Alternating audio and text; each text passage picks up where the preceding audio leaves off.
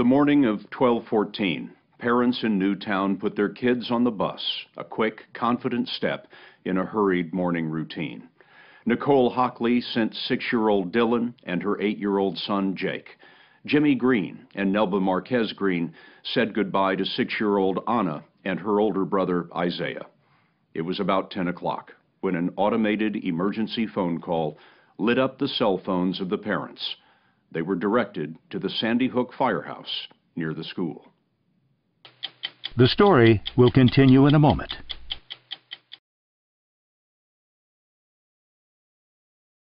When you got into the firehouse, what did you see? What did you hear? What was the first thing that happened? There were just people everywhere. There were several rooms, and there were just parents everywhere, because these are small rooms. They're not meant to hold that many people, and you really had to push to get through, and we're all just jostling because we're trying to find our kids. And someone said to me, you know, I've seen Jake. He's in one of the other rooms. And that was a relief, you know, a moment of, you know, he's okay. And that's okay that he's okay. And a woman asked me, what classroom was your other child in? And I said, Miss Soto. And she said, I heard she got shot. And I got really angry at her. And I remember very clearly saying, don't you dare say that to me if you don't know it's true. And I just pushed by her, but I couldn't find Dylan's class or anyone from his class anywhere. I ran into the firehouse and frantically was just looking around. I saw my son's teacher in like a living room area of the firehouse, and all of the kids in her class seated on the floor. And I ran in the room, and Isaiah popped up, and I just went and grabbed him and held him, and he was crying. He said, Daddy, you know, there was so many gunshots, and, you know, I saw this and I saw that. So I just took my son in my arms. He's a big kid. I took him like he was 2 years old again and held him on my shoulder and just was running from room to room trying to locate Anna's class. And then I got a text from Jimmy. I have Isaiah, but I don't have Anna yet. So I was driving with my friend back to Sandy Hook, and I just kept texting Jimmy every 10 or 15 seconds. Anna, question mark. And then Anna, exclamation point, because we had Isaiah. I didn't understand why we didn't have Anna. I just kept looking, thinking, when am I going to see Dylan? When am I going to see Miss Soto? Or when am I going to see any of the kids from his classroom? But then everyone was just going home. And you just don't know what you're supposed to do or who to talk to, because no one had all the information. And then and it just started to be fewer and fewer parents and kids in the room. And then they asked everyone who was left to come to one of the back rooms. And I remember looking at Jimmy and saying, I don't want to go in that back room. I don't want to go in that back room, because I know what the back room meant. In my heart, as a mother, I knew what the back room meant. And then we just waited for what seemed like hours. And eventually they announced that there had been a shooting. And they told us that people had died. And the room just erupted with anguish. But even then, you still think, Dylan's okay.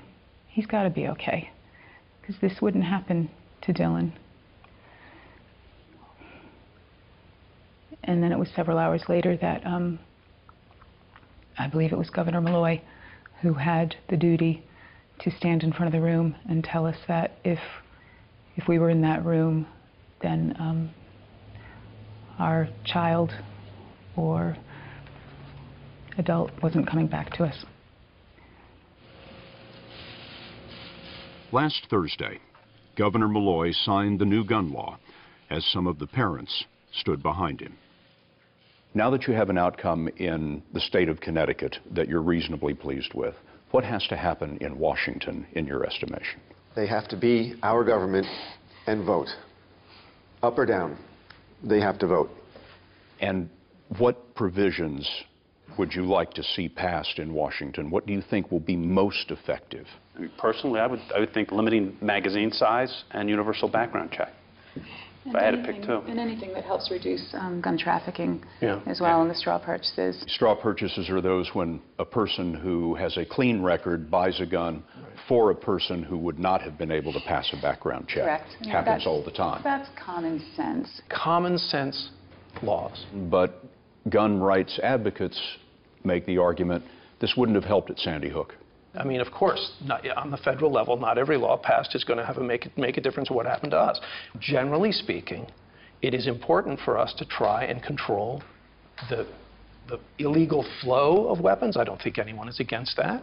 I don't think anyone is against, you know, I mean, if you look at the subject of universal background checks and you look at a study that came out of the New England Journal of Medicine in mid-January, the majority of Americans asked support that. You hear all the time that guns don't kill people, people kill people. Well, then let's start some background checks for people. Do any of you fear that after only 4 months, the impact of this on the Congress is beginning to fade, and the memory of how we felt on that day is beginning to fade? Well, people do change because the country goes in different places. But we're going to bring it right back so that America can see 4 months to them, it feels like it just happened a moment ago. To you. And yet, it's been years since I've seen my son. Okay? So we're not going anywhere. We're here, and we're going to be here. We don't get to move on. We don't have the benefit of turning the page to another piece of legislation and having another debate and playing politics the same way we've been doing. We don't have that benefit. We're going to live with this for the rest of our lives. So our legislators need to hear us. For many of us, coming up to the 4-month anniversary, we're only just starting to find our voices, and to be able to come out of that initial state of shock, to be able to do something actively ourselves. So we are not going anywhere. We are gaining momentum now to prepare for this marathon. This is a lifelong pursuit for all of you? Yes. Yeah. To have a moment where we don't feel the depth of this loss is a luxury that is rare and certainly can't be depended upon. That's never going to change for me. So many people have said to me, if something like that happened, I would not be able to go on. So how do you? What are your choices? Okay, we have another child.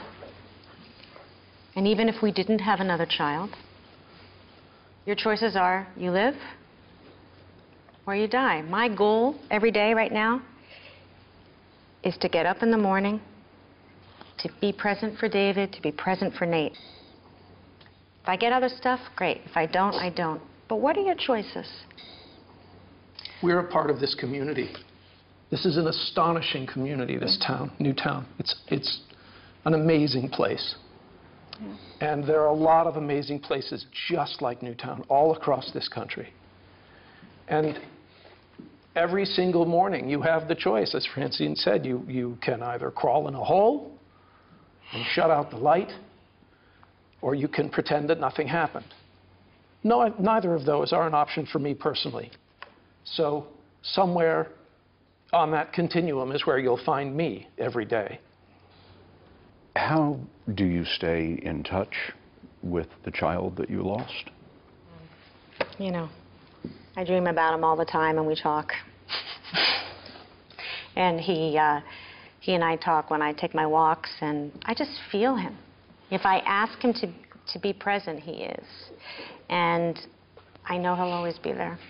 And I have faith, too. I have faith that he is. I think about Daniel every minute of the day. Yeah. Every waking hour. We try to engage James and Natalie, Daniel's older siblings, in conversation. We want that to be a topic that can be discussed instead of swept under the rug. I do feel the distance, though. Sometimes it's too painful to think about him. And then I feel guilty because I need to think about him and keep him alive. But it's so hard because we miss him so much. We had Dylan cremated. So I have his urn next to his picture in a cupboard in our bedroom on a dresser. Every morning, I kiss him good morning and say hi. And he's the last thing I kiss before I go to bed at night. And every night I beg for him to come to me in my dreams so that I can see him again. And during the day, I just focus on what I need to do to honor him and make change.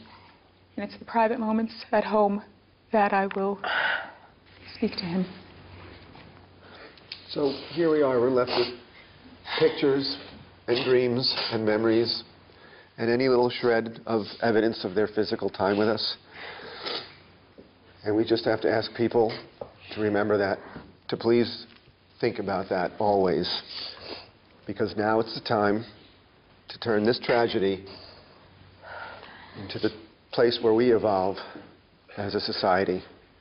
And look to any possible way you can do that.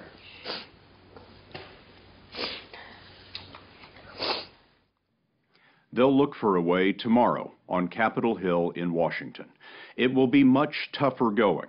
Even expanding background checks, which had bipartisan support, is now in serious doubt.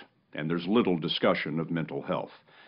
These families told us they're not asking for everything, but they worry nothing is possible if 1214 is forgotten too soon. Go to 60minutesovertime.com to hear about the foundations, funds, and causes that the Newtown parents have set up to honor their children. Sponsored by Lyrica.